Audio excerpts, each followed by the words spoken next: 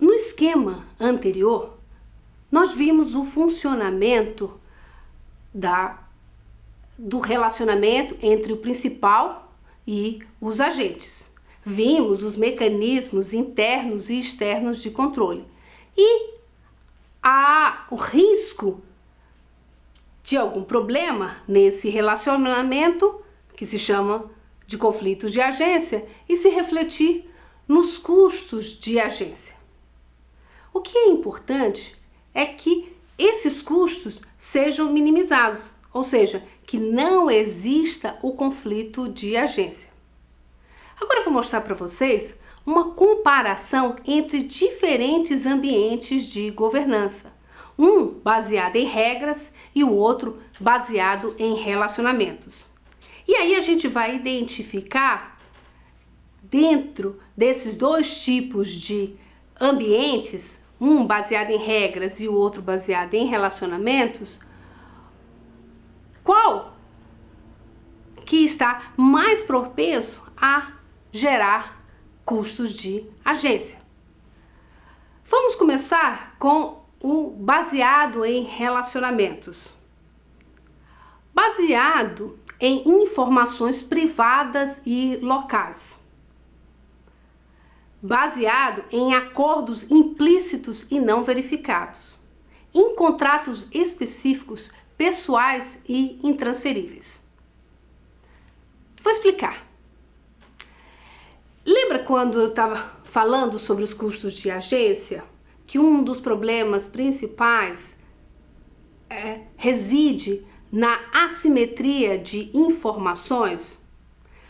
No ambiente de governança baseado em relacionamentos, exatamente isso ocorre, ou seja, informações privadas e locais. Pode ser que somente os acionistas majoritários tenham a informação e isso prejudique os acionistas minoritários. Pode ser que apenas o agente tenha essas informações e não repasse ao principal. Então, um ambiente de relacionamentos que se baseia em informações privadas e locais dificulta os mecanismos internos de controle. E se existem informações privadas e locais, podem existir acordos implícitos e não verificáveis, ou seja, não são possíveis de auditorias, não geram evidências e isso dificulta a ação do principal, que é de controlar a ação do agente, dos gestores. E, como consequência, um risco maior de gerar os custos de agência. Contratos específicos, pessoais e intransferíveis, ou seja, a base da governança corporativa é a tentativa de ter o melhor contrato. Contrato que consiga prever todas as possíveis contingências, que a gente não consegue. Então esse é um pressuposto, que não existe esse contrato perfeito. Se baseado em relacionamentos, existem contratos específicos, pessoais e intransferíveis, existe um risco maior de conflito entre os interesses do agente e do principal. No ambiente de governança baseado em relacionamentos, existem altas barreiras de saída e de entrada. O que fazem essas altas barreiras de saída e de entrada? Elas protegem a empresa. Então, nesse ambiente de governança, acabam existindo mecanismos externos que protegem. O que é uma alta barreira de entrada? Impede, por exemplo, que novos competidores surjam nesse mercado. Você vai protegendo artificialmente o mercado. Por exemplo, somente no setor de energia elétrica, uma barreira de entrada e uma barreira de saída. Cada estado, no Brasil, por exemplo, cada estado tem somente uma distribuidora de energia elétrica. Ou seja, criou uma alta barreira de entrada. e de saída, se o governo decidir retirar a concessão dessa distribuidora, existe uma alta barreira de saída. Por quê? Porque ela controla todo o estado, ela dispõe de toda a rede de distribuição de energia. Por outro lado, altas barreiras de entrada, o cliente não tem opção de escolha, somente aquela concessionária. Então, para atrair investimentos, o governo acaba estruturando e definindo altas barreiras de entrada e saída que acabam protegendo a empresa. Baixos custos fixos para configurar o sistema. Você tem poucos mecanismos de controle.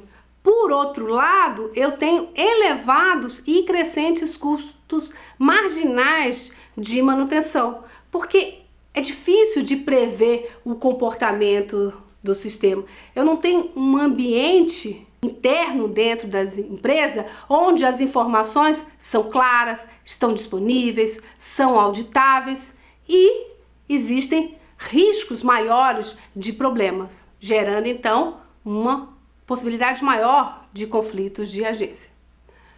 Onde a gente vê um modelo de governança baseado em relacionamentos, onde ele se apresenta com maior frequência em economias pequenas e economias emergentes, ou seja, economias informais, não consolidadas, com uma participação de pequenas empresas pulverizada e economias que precisam atrair investimentos externos.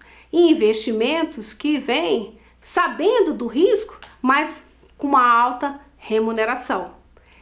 Esse ambiente de governança cria dificuldades para um comportamento responsável.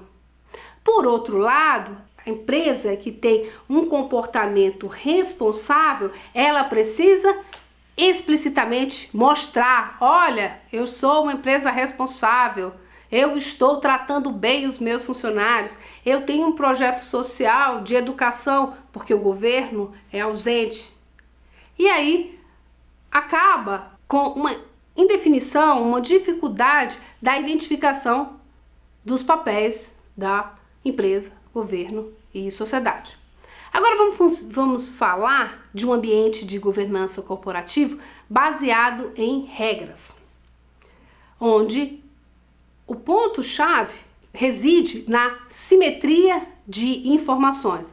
As informações são públicas. Existe uma transparência da informação, da real situação, da condição financeira da empresa. E com essa simetria de informações, os acionistas principal têm condições de identificar se o agente está agindo corretamente, agindo em interesse do principal e não interesse próprio. É importante, então, que hajam essas informações públicas para que leve a essa simetria de informações. Se as informações são públicas, então existem acordos específicos e esses acordos são verificáveis por terceiros. É passível de ocorrer uma auditoria, mas todas as informações estão claramente registradas e permite uma redução dos custos de agência, uma definição inadequada na tomada de decisão. Existe uma participação maior porque a informação é conhecida por todos. No ambiente de governança baseado em regras, os contratos são públicos e transferíveis. O que isso significa? Que eles podem ser transferidos de um ente para outro. No nosso exemplo da distribuidora de energia elétrica, um contrato transferível, se a empresa não está adequada, não está fornecendo um serviço dentro das especificações em termos de qualidade da energia, se existem reclamações dos clientes, esse contrato pode ser transferível, ou seja, outra empresa, outra concessionária pode assumir a distribuição de energia. Então, no ambiente baseado em regras, eu tenho baixas barreiras de saída e entrada. Então, é um ambiente muito mais competitivo. Eu não tenho apenas uma distribuidora de energia. Eu tenho 4, 5 distribuidoras de energia competindo pelo mesmo cliente. Uma usa fonte nuclear, outra distribui energia de fontes renováveis. E o cliente, como tem uma clareza, a informação é pública, é de amplo domínio, consegue definir a empresa mais adequada. Então, são baixas barreiras de entrada e saída. Não existe um controle artificial. O controle do mercado é dentro de um ambiente mais amplo e mais competitivo. Claro que para montar esse sistema de controle, você aumenta os custos fixos. Existe um custo maior para controlar, para auditar, para verificar, para armazenar essa informação. Porém, os custos marginais da manutenção desse sistema, o risco de custos de agência são muito menores dentro de um sistema baseado em regras. E onde ele se manifesta, onde ele é eficaz? Em economias grandes e economias avançadas. Por quê? Porque você tem um ambiente institucional onde claramente estão definidas a atuação da empresa, do governo e da sociedade.